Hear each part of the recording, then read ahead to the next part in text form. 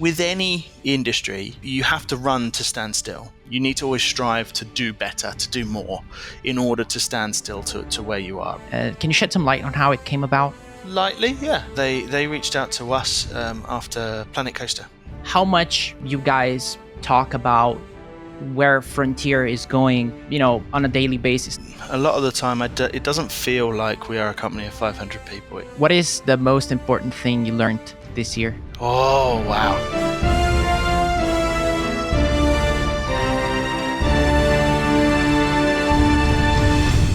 Welcome to Biz Dev Quest Episode 2, the podcast about video games business people and their quest for success.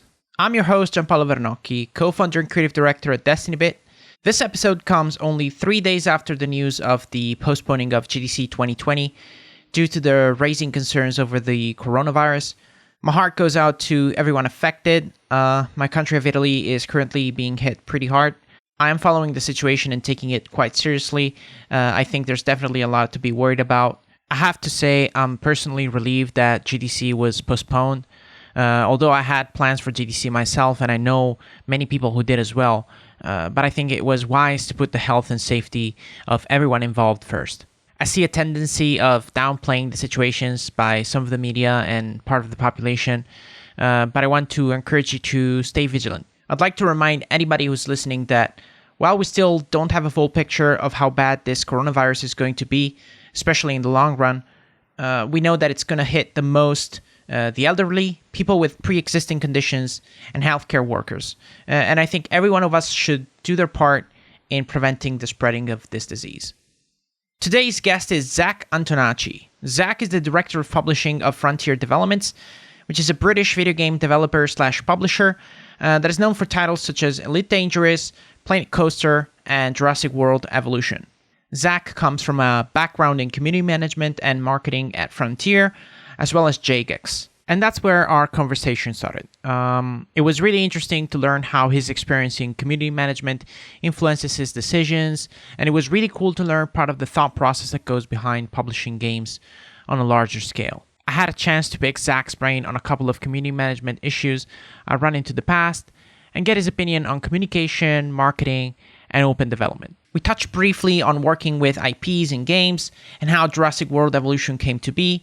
And in general, I thought it was really cool to listen to somebody who's involved on so many great games at such a scale. This episode was recorded just before Christmas of 2019. I had a great deal of fun talking with Zac, and I hope you enjoyed the episode as well. As always, please let me know if you have any suggestions for the show, as I try to raise the level of quality with every episode. Let's get to the conversation.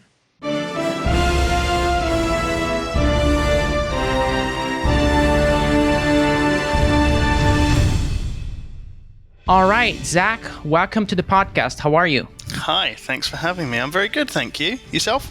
Doing pretty good, thank you. Right before starting recording the podcast, the Steam winter sale went live. So I don't know how well it will be tomorrow after I spent all my money on that. But where is your gaming money going nowadays? Certainly Steam is Steam going live. I was having a little sneaky look before we jumped on here. I don't know yet. I don't know where my gaming money is going. I've just got Death Stranding. Oh, so that's one to be jumping on. But I kind of play game by game, so I sort of have like a focus on a game for a while, and then I'll jump onto the next one. But obviously, Steam sale going on, I'm going to have to dive into that one. Yeah, I've been trying to do that myself lately, mainly catching up on my enormous backlog. So I'm going now through all the Souls games one by one in order. Wow! But I try to play a little bit of everything as much as I can. By the way, this is a good time to remind our audience that Planet Zoo and everybody and all the other games from Frontier Developments are on sale, so it's a good time to pick them up. So one thing that was interesting to me, obviously, now you work as the director of publishing for Frontier, is seeing that you come from a community management background. And it is interesting because the community manager is usually the advocate for the players, and now you are almost at the complete opposite end, where you are a publisher. How being a community manager influences your daily work as a publishing director? Wow. That is in with the heavy questions. This is like I'm on like a late night TV news show. I like this. This is serious journalism from you. Well, so yeah. First of all, yeah, many years sort of in community management. Certainly, I think obviously everyone comes from one sort of discipline, right? Whether it's like if it's publishing wise, you might come from digital marketing, or in my case, community management, or someone might come from PR or whatever else. But yeah, obviously a huge kind of amount of time in sort of community management, and I think there's a number of reasons why I think that's quite sort of relevant and why it's quite important. I think the first thing is that at Frontier we very much value the community, and so I guess when I sort of joined 4.5, 5 years ago,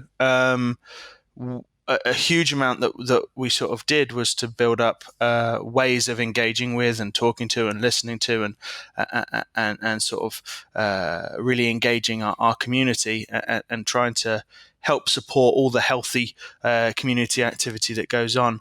And I guess that's kind of the fact that I'm in the role that I have today is probably more a reflection of the business as a whole sort of really values that as an ethos that kind of goes all the way from the very, very top all the way, to every single role in the business. So, I think that's probably the first thing, is that it's not really I don't think it surprises me, because it's always been a very active and integral part of everything that we do.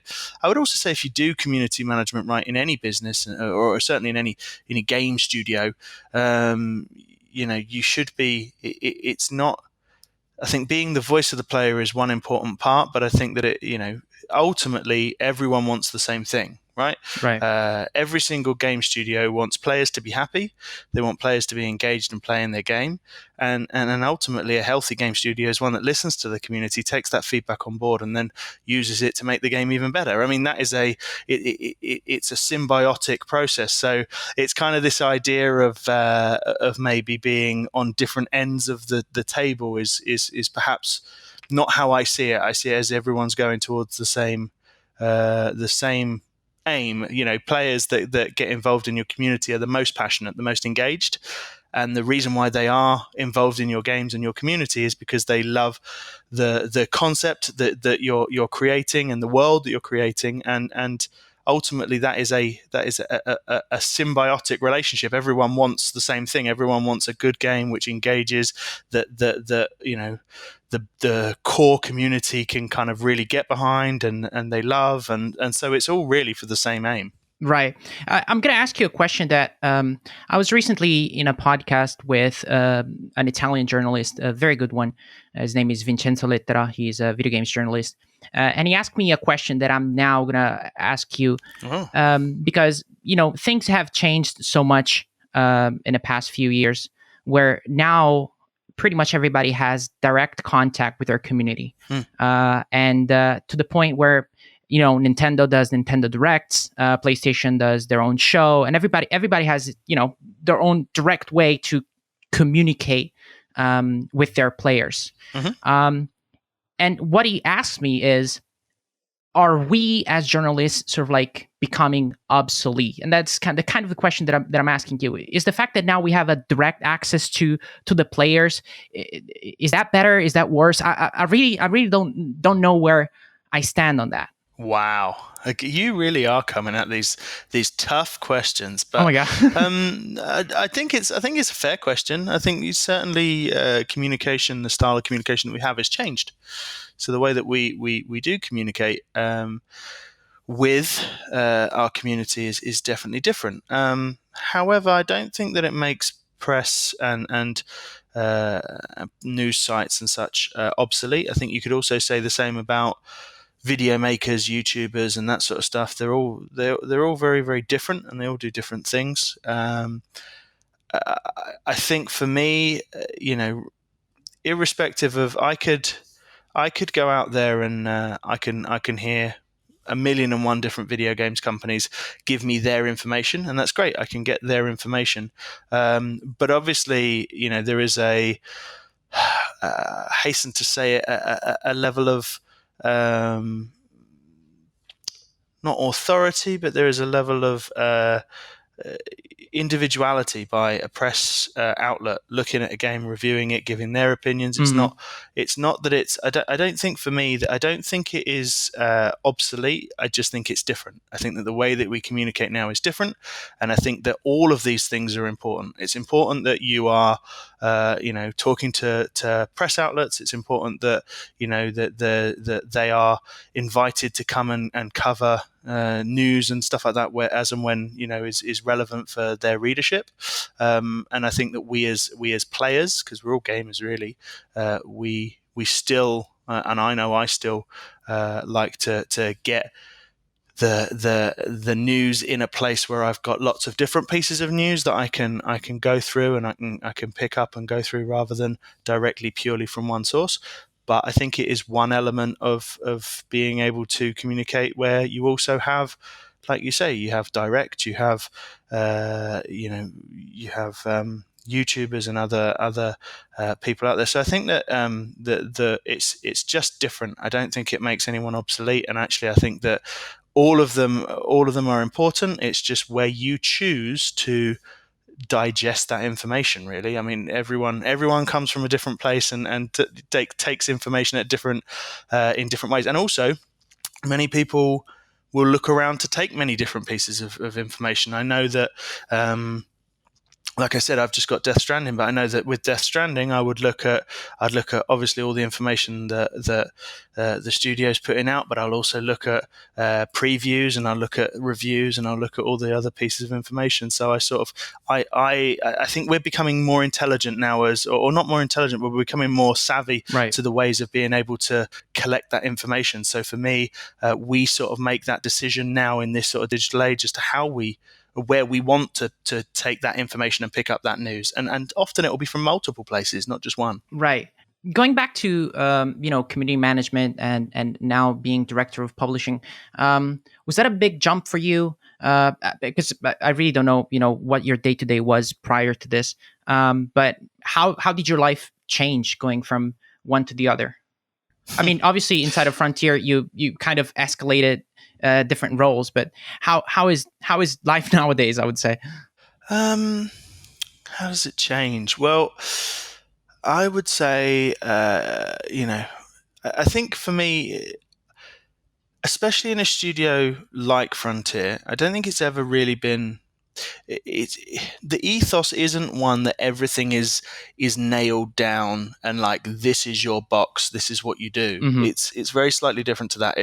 It's more, everyone kind of comes in with a mentality of going like, what's the coolest thing I can do today, or what's the best way of doing this thing, or hey, I've got this thing we need to do, and everyone comes at it from like a very self-driven, this is what we need to get done, or this is the best thing to do, or very engaged team. We have a team of people that are really engaged in what they want to do, and so it's never really been a case of, okay, this is the one thing you do and that's it, don't step out of your remit. Instead, it's always kind of the atmosphere and the ethos is very much about, there's this really cool thing we can do over here, so let's do it, and I would say kind of the difference certainly at Frontier has been less, it hasn't necessarily been directly noticeable every single time.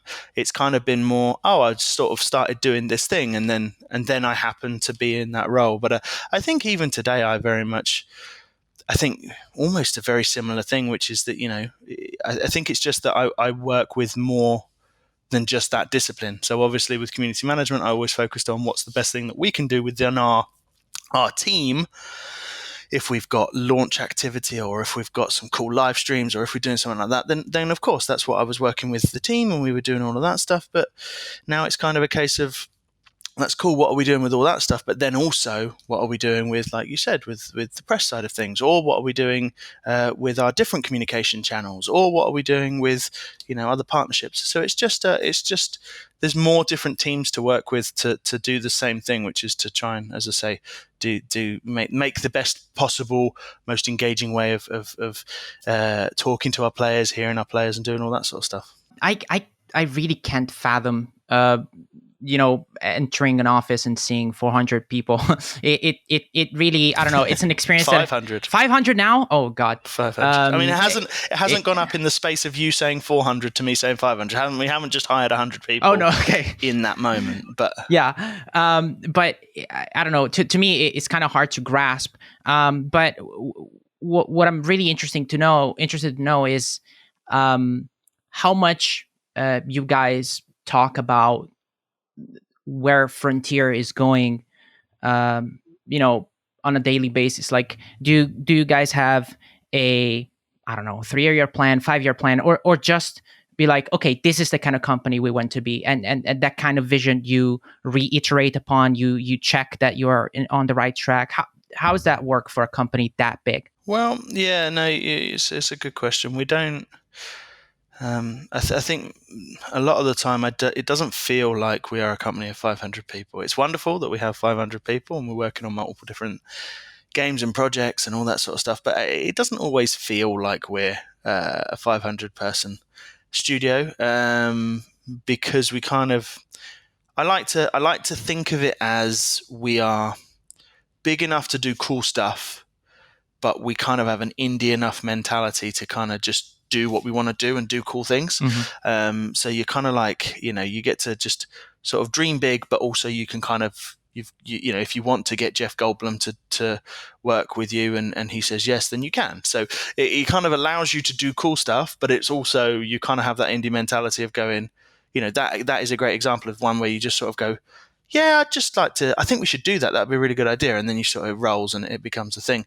In terms of the company vision, of course, yeah, absolutely. Of course, the executive team have, an idea around how the company is. And I'm very pleased to be able to hand on heart say that is it's a positive outlook for the way that we are in the industry, how we hold ourselves. We like to be, it sounds cheesy, but we like to be the good guys in what we do, and we believe in, we've got a strong moral compass, which is great. And so we have a kind of a way that we want to do stuff and the company that we want to be. And I think we're very lucky that we've been making games for 25 years. The CEO and founder, has been making games since it was him and someone else making Elite back in 1984. So there was two of them that co-created it, and so it's kind of that we're very lucky to still be in that kind of position, and it's really positive.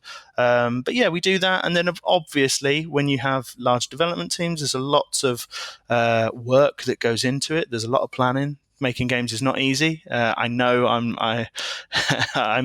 not teaching you to suck eggs here. You know this for sure. Making games is not easy.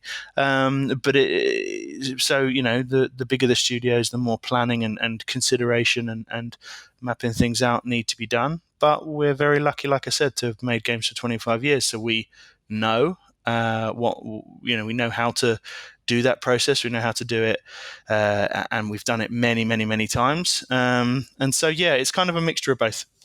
So Frontier has been making games for 25 years. I've been making games for far less than that. But since I started in this industry, I would say that this is now probably one of the hardest moments to make games ever. Well, from one perspective, it's one of the easiest because, Unreal, Unity, all the tools, all the markets are right there at your fingertips. But that's also the downside of it. It's like everybody's coming out with amazing games. Like the biggest issue right now is that there's way too many good games. Is it getting harder at the top as well as for us small developers, or is it getting easier for you? Oh man, that's so. I think that it's hard to say. Is it getting harder? I couldn't tell you on decade on decade on decade. I'm sure there are pros and cons to both, and it's I like you. I've been in the games industry. I don't know, maybe about 14 years ago, 13, 14 years ago, I joined the games industry. So, I've seen some change, but, there are some people, as I say, David released his game in 1984. So, some people have been around a little bit longer and making games. So I couldn't tell you that far back. But I think it's certainly a difficult market at the moment. It certainly feels like it because, like you say, I think there's a combination there. There's really, really good games being made by lots of talented people, and we know that that's becoming larger. We know that education has been developing year on year on year, and so the ability to get into the industry has been developing over time. Um, and so you have lots of people obviously making lots of different games. Of course, the market is also growing. There's year on year that grows as well. Um, what I would say is that is it getting harder year on year to do this? I really, really like a phrase that our CCO says. I'm sure he'll be delighted that I'm copying him now. Um, he says this, and I think it's a really smart thing to say, which is that with any industry, if you have to run to stand still. If you want to have the same, if you whatever it is that you're doing, you need to always strive to do better, to do more, Right. in order to stand still to where you are, right? To be at that level. And so I think there is an element of that, and that drive and determination is what makes things great. But the other side of things I would say is that you can also have a great game, and it's getting that out with all of the amount of other titles that are coming out every single week, from really, really cool indie games to large games. Like it is hard as well to make that noise. And so I'd say that it's certainly difficult. Is it harder? It's a hard one to say, but I think it's definitely the climate is always challenging, and people think that maybe it's nice and easy to make and launch a game, but it's it takes a huge amount, as huge amount of effort and dedication and talent to make a good game, and then it takes the same amount of effort again to then be able to get that game out there, heard, for people to be able to see it and play it, and actually be able to get it into their hands. So yeah, it's definitely it's not an easy thing. Yeah. On that note, as specific for you as a director of publishing, Hmm. is your job getting any easier, considering that you probably get pitched thousands of games, and I'm sure among those thousands there's a lot of very good ones. Is the fact that there is so much offer on the market making your job of finding good games easier, or now it is a matter of finding the top 1% of everything that is out there? Wow. Well, the first thing is we've not released any games from uh, development partners, so from Yet. other development teams yet, exactly, yet. We do have a couple of partnerships, and we're more in discussion. However, we haven't released any yet, so it would probably be premature of me to say whether that's harder or not at the moment. What I would say is that obviously we've seen with Elite Dangerous, with Planet Coaster, with Jurassic World Evolution, and then with Planet Zoo. The games have all, they're all have fantastic communities. They all have lots of players. They've all done very well, and we're really delighted with those. They're all internally developed games. I do think that there's, for us, in terms of like partnerships with other development teams, a large part of what we're doing is, the truth is we look at different games, and you're right, there's a lot of good, talented developers out there. And it's always going to be a hard one to try and work out kind of what are the games that we think are right for us to publish, and how can we make sure that we're doing right by those partners as well. I guess we kind of there's a very kind of simplistic way that we look at it, I guess, which is that we kind of, for us, we kind of look at it as twofold. The games that we make internally are the games that we want to make internally. So, we believe that video games, that the best video games come from people with passion, with a vision, with a real dream of what they want to make, and we believe that's what makes a good game. And so we make games that we have a passion for and we're excited by internally. And then for other development teams, we look at what games would we like to see made? What are the games that we think, yeah, that's really cool. We really see something in that. And then, the teams that have that passion and have that vision, and we want to believe in that vision and be like, yeah, that's really awesome. We're totally on board with it. And it's what can we do right as well. For us, it's very important that we want to be, we want to be a publisher of choice. We want to be a positive light. We want to be a positive publisher. So we want people to, we want to do right by any of the games that we're releasing. We want to really believe in as well. How much does data versus guts kind of inform your decisions? um, Probably 50-50. I think you have to have a level, and when you say guts, I think maybe experience. Yes, yeah. But I think there's a level of, if you've, if a game director has made 5 games already, and there's a level of, I think this thing would be a really, really great addition, and they really believe in it, then I think that's important to take that on board. Similarly, I think you can't ignore in an age where we have data. We've released multiple games. We have, the ability to look at numbers. I think it would be silly not to use those numbers as well. So I think there's always a balance of both. I think video games are a magical blend of art and science in that sense, and I think it's kind of a bit of both. Yeah, honestly, I kind of believe that if people, some of the people that work in video games, we're working on, I don't know, time travel. We'd be time traveling by now. It's such a complex thing, especially on an engineer level. Can you imagine like a Carmack working on time travel? Yeah. He could crack it in like a week. That's it. Well, that's what we should just get some of these geniuses to just start. I mean, I'm not sure we should be starting on time travel, and I'm not sure what that would actually lead us to. But certainly some kind of medical breakthrough or some other scientific discovery, certainly. So I kind of want to ask you a question that I'm going to start, but I don't know where I'm going to end. Last time you and I met, it was in London, and we had a conversation. And from that conversation, I realized that when I think about our small company and the games we make, and you think about Frontier and the games you make, we're on completely different levels. Like, to me, writing past a certain amount of estimated copies on a spreadsheet is ludicrous. While for you, it probably is like, okay, if we don't sell this is not going to work. So I realized that I think on a scale that is completely different from yours. Now, when you have to sort of like deliver projects that are on that kind of scale, how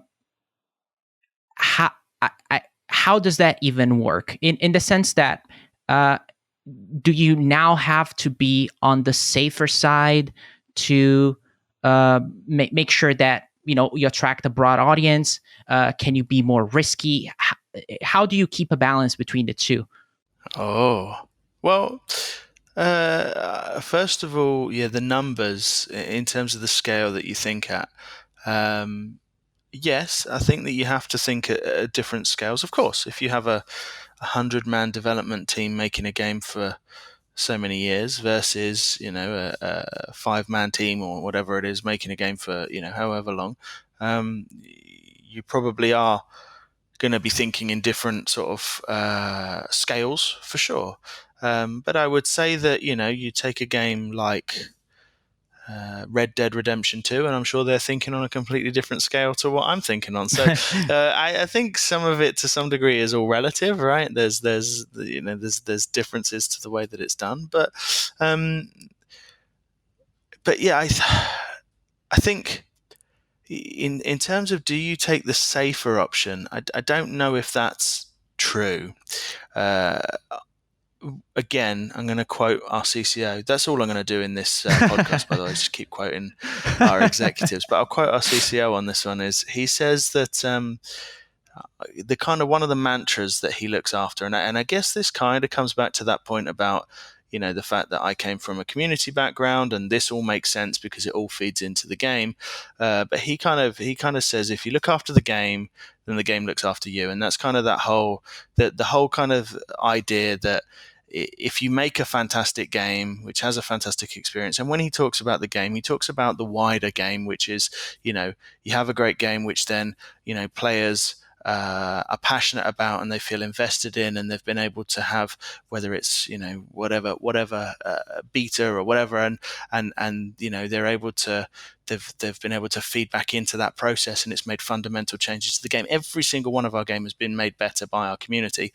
But all of those things, like if you look after the game in those respects, if you are, if you treat your game and your players with respect, that in the way that you're making it, and you make something that you truly believe is great, then other things kind of follow, and scale kind of follows. So yeah, of course we do think in different scales, but I think at the core principle, I genuinely believe that you are a very passionate game developer, and you care very deeply about what you're making. And I think maybe that doesn't change as you go up in scale. I think that core passion remains there even at scale. Why did you get into games? Was it passion? Or was it a very specific thing? Do you know what? I will only ever give you the truth, Jean-Paul, and this is a really boring answer. Go ahead. So I was again 14 odd years ago. I was working in just a general. It wasn't a career job. It was just a job that I was working on. And at that time, things called local papers had adverts. They don't really have them anymore. And there was an advert in the local paper for a company called Jagex, who make a game called RuneScape. And they were looking for people in their support departments. And I sort of joined it, and everything else clicked. And I realized that I was in a place where I was working with people that were of the same, mindset, of the same. They were my people. I was with my people playing games, like gamers that got it. Not just gamers, but just, and not geeks in a bad way, geeks in a good way, like people just like me that really had a passion for those sort of things, and a passion for the same sort of things I did, and all very, very like-minded. And then I got to, work in an industry where people that were that played the games were super passionate, and then I got to see the benefit of the gaming communities that form in exactly that same way. And so it was a really weird snowball, because when I joined, I sort of joined the industry back before community management was really a thing. And so I remember sort of League of Legends and us and a few others really sort of developing community management departments of any sort of scale and size. And it was all very, very new, doing new things, breaking new ground. And I sort of fell into it and fell in love with it. And the truth is, actually, I left the industry for a year.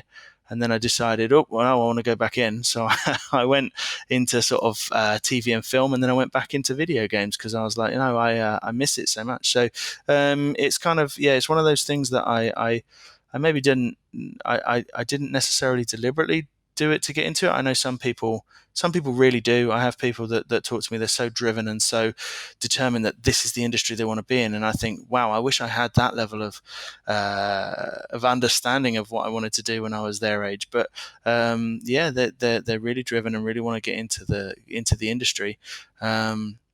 And that's always great when you can help people sort of to get into the industry. But mine is a little more boring than that. I saw an advert for it and went, oh, that's cool. I like video games. And then I went and did it. And then the rest is history. Well, I got to say, it's not boring at all. I mean, for you, it was a sense of belonging, a sense of community, I guess, of being part of a good family, perhaps, which is something that I, totally respect. It's not a paycheck. It's not. It's really meaningful.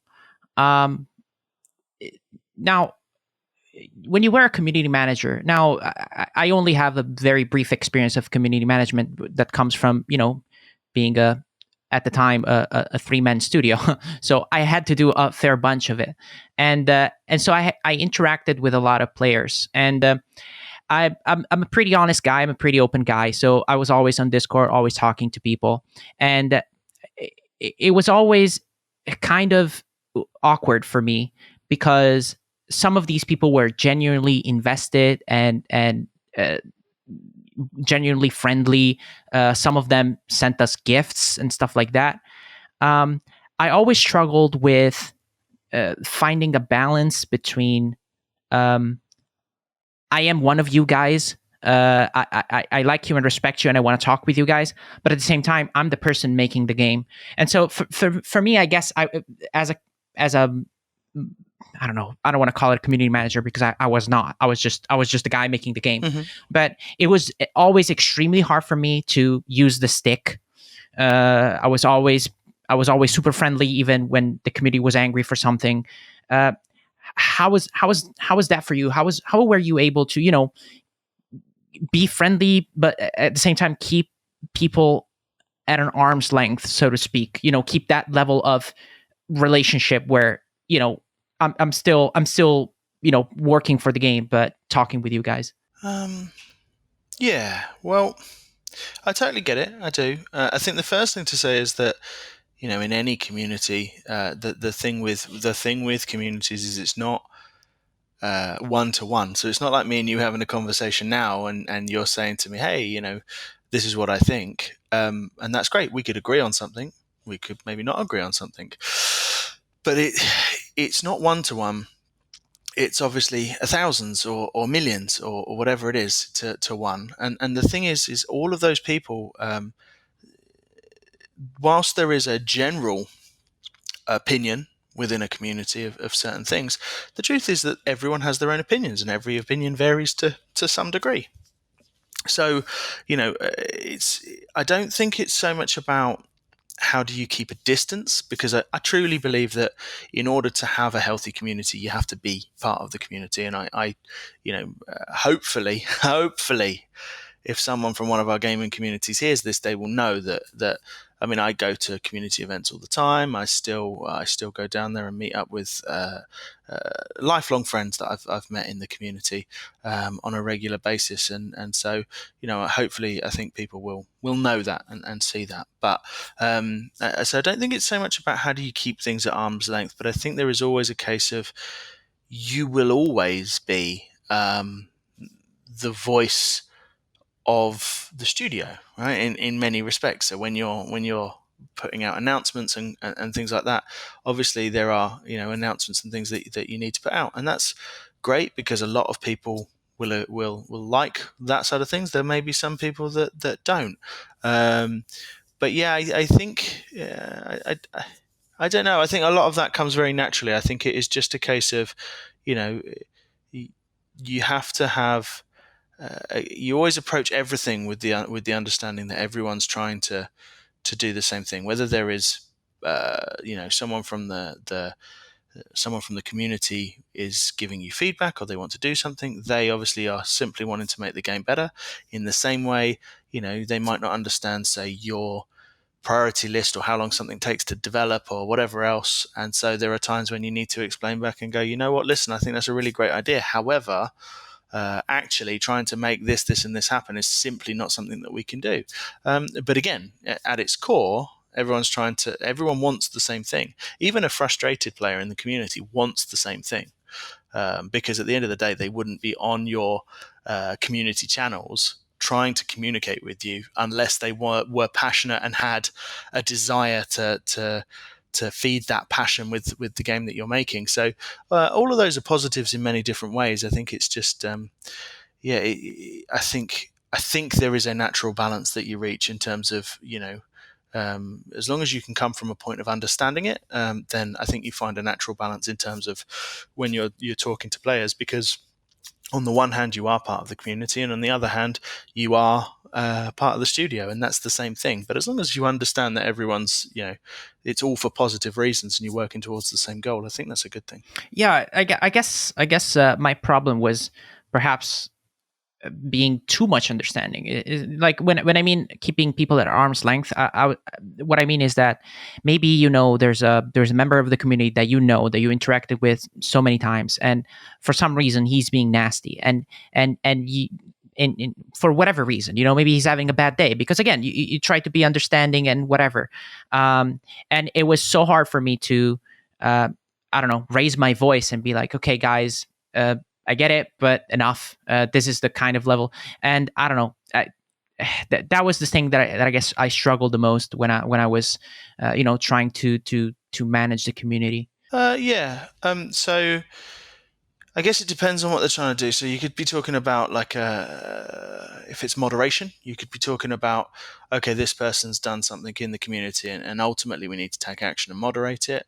And all of it is around, all of those sort of things are purely around very clear, respected, calm, straightforward, direct communication. And it's just about saying, hey, you did this thing, therefore we're going to give you a cool down and step off. But it really depends on whether it's that, or whether it's ideas and suggestions and rants about content, because again, they're very, very different things. Yeah, obviously. A player coming on and saying, hey, this feature in your game, I really wish it did this, and this. I very much believe that you take a moment and you say, you know what, I'm making a game that me and the team and the community together, we're making a game that people want to play and people are engaged in, and someone feels passionate about that game, that they're going to come and talk to me and say that my feature X needs to be better. And that's still kind of cool. I mean, it depends on size and whether you can manage that and how many people you've got coming through, and it's still kind of cool.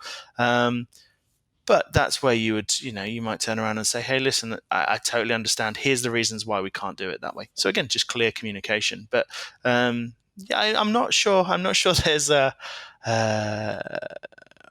Not sure there's a. I'm not sure I've been able to identify exactly what it is that allows you to strike that balance. I think it's just a natural. It's a natural part of being a. As long as it comes from the right place, the communication should flow from there.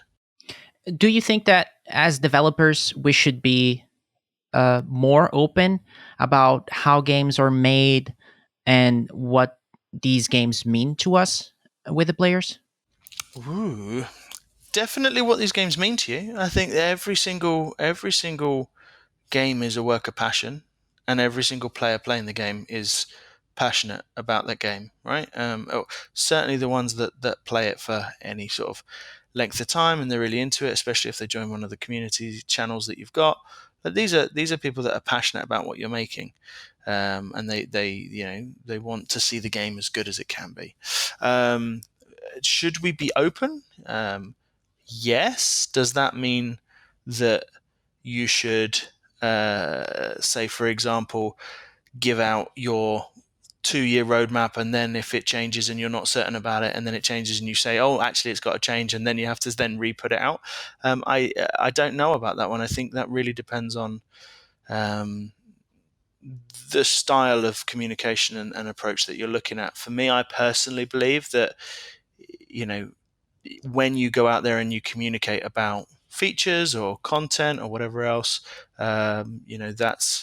that's kind of not a promise, but it's something that you're strongly working towards. And I think you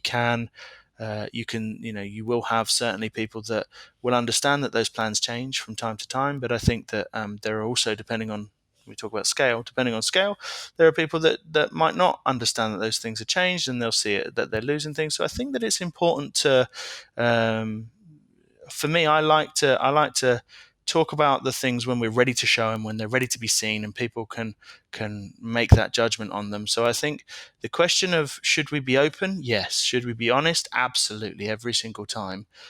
Should we show how much the game means to us? Absolutely, without question. But as for how much you show, I think there's a level of responsibility there to show it when things are ready to be shown. I think that depending on how you're doing it. If it's a game that's come from a modding community and everything gets iterated with the community in that way, then maybe that's a different approach. But if you are if you were I don't know, name any massive game studio that you like. If you are a huge studio, then obviously there's a level of responsibility maybe that you have to make sure that you are communicating content and updates when it's at a point that this is definitely something we can achieve. Because you know how game development is. You look at something, you start off going, great, I think we're going to do this feature, and then you get into the design of the feature and you realize, oh no, actually that's not how this feature is going to work at all, and then we're going to change that slightly, and then we'll move that here. Actually, maybe the whole thing changes slightly. And I think that when you talk about scale, it really depends. But I think we have a responsibility to make sure that that we're showing content when it's ready to be shown. But generally, yes to pretty much all of those things that you said. Right. How is it changing for you to communicate about games, especially I'm talking about some of the most recent releases that you guys did? Is it because I'm a big fan of open development, like you said, and showing stuff and involving the community as much as possible. But I do wonder if there is a scale of things at which point it kind of becomes very difficult to do, and you sort of like start to involve people much later. It's kind of hard. I had this discussion with a couple of marketing people that were not so fond of open development because some of your messages, some of your messaging gets muddled, or maybe the game changes along the way.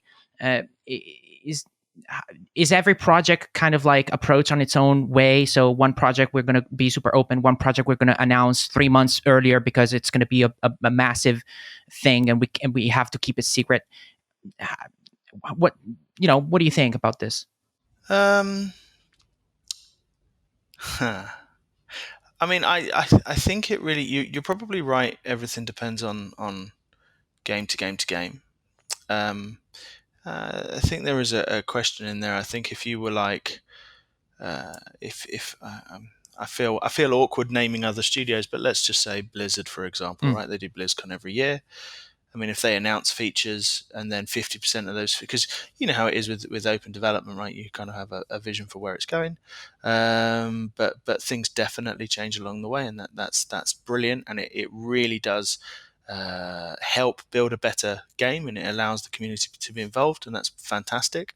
But you imagine if Blizzard announced a bunch of things at BlizzCon and then actually turned out that some of them weren't possible, you can imagine that that might frustrate some of their player base, right?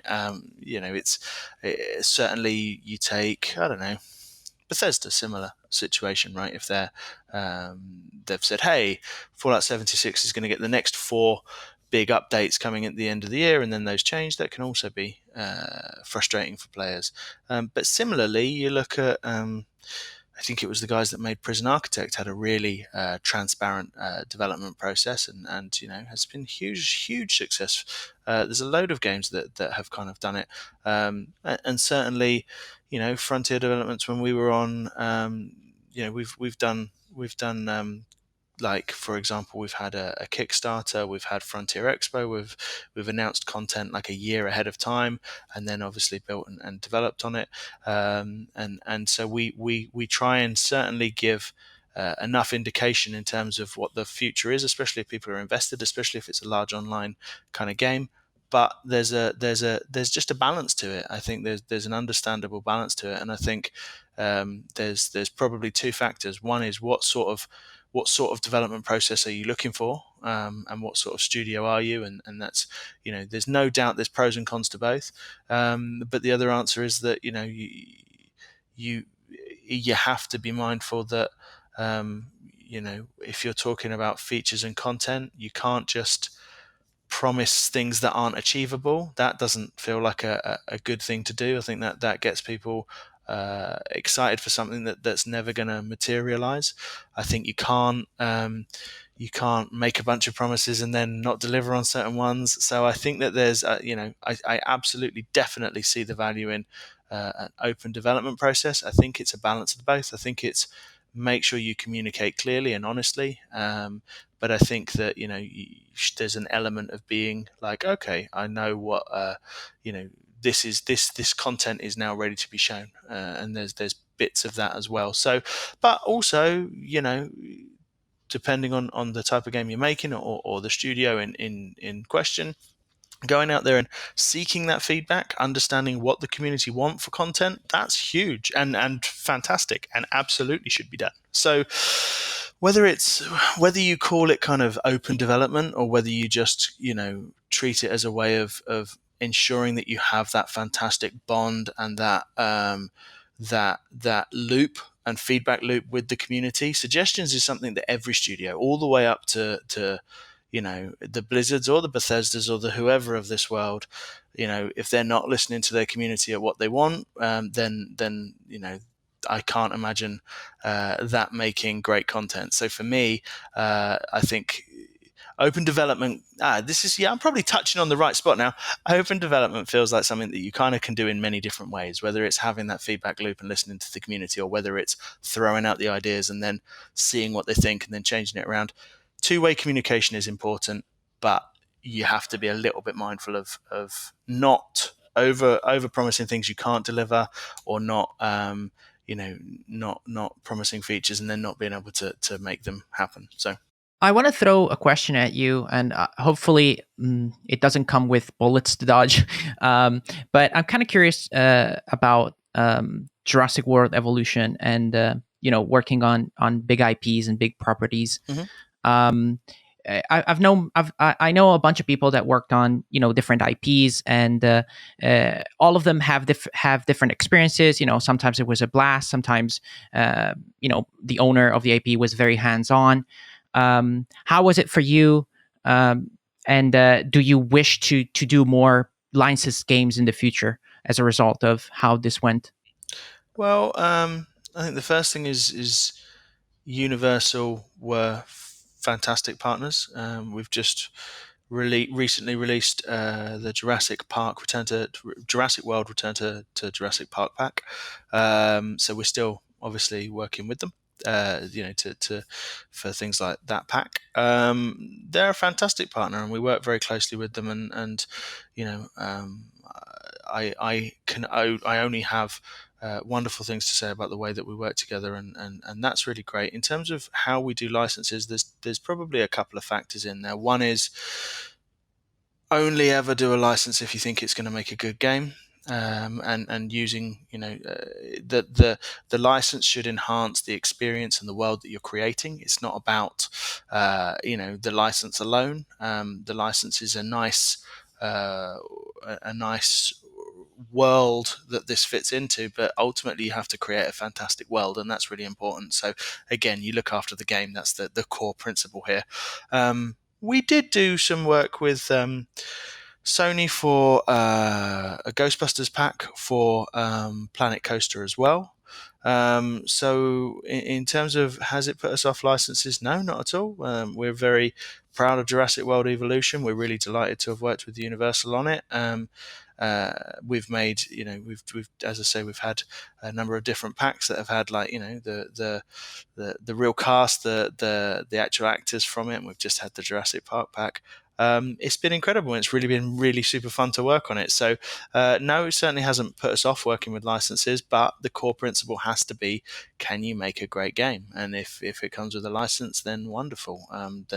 Then great, that license should add to it. But the game has to come first. It has to be a good game. Can you shed some light on how it happened?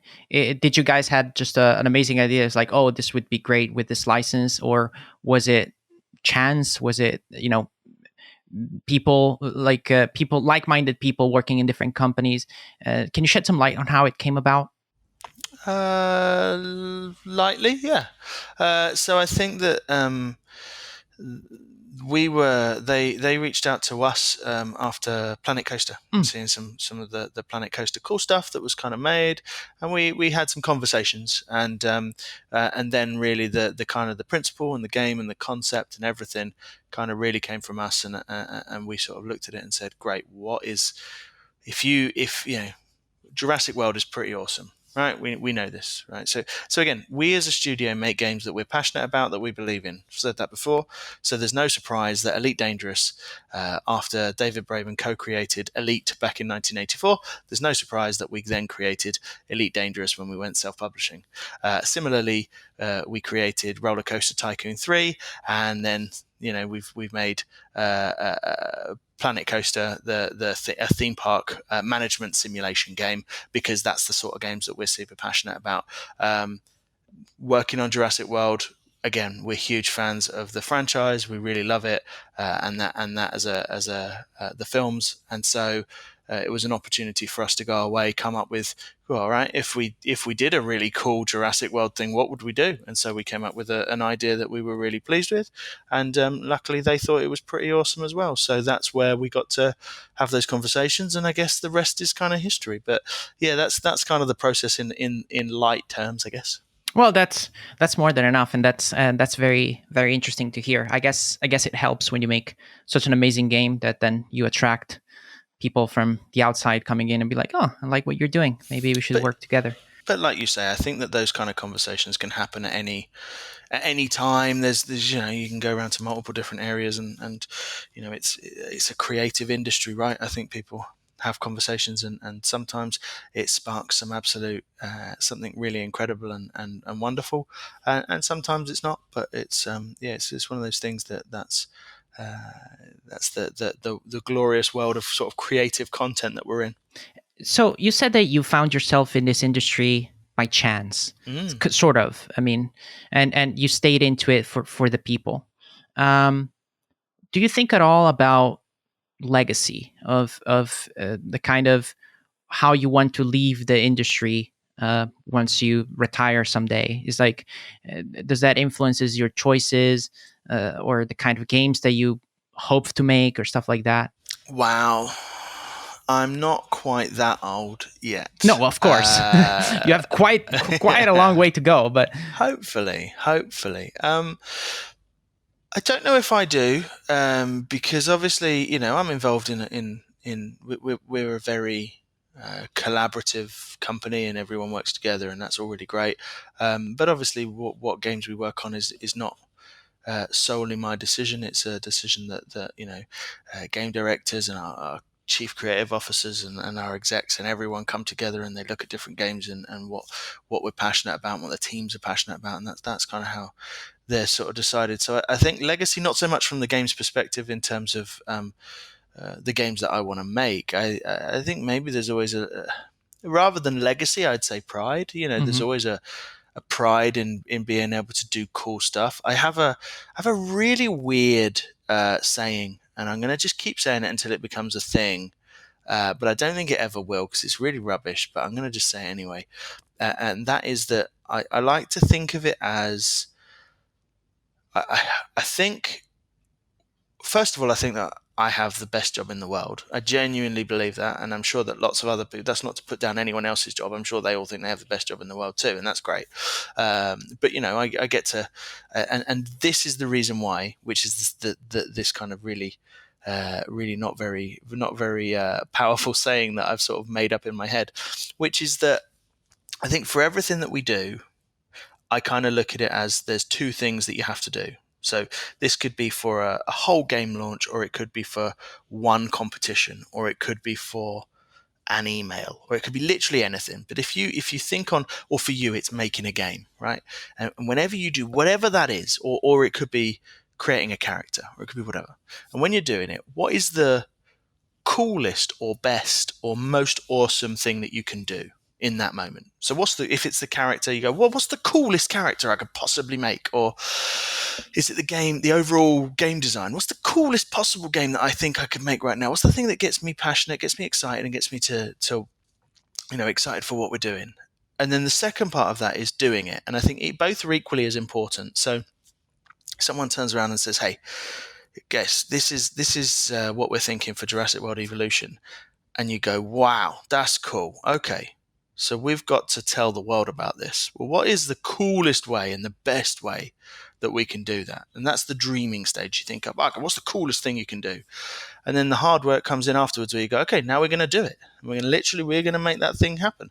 And so I kind of see it all very much as this sort of two-stage process, both equally as important. You have to do the thing as well.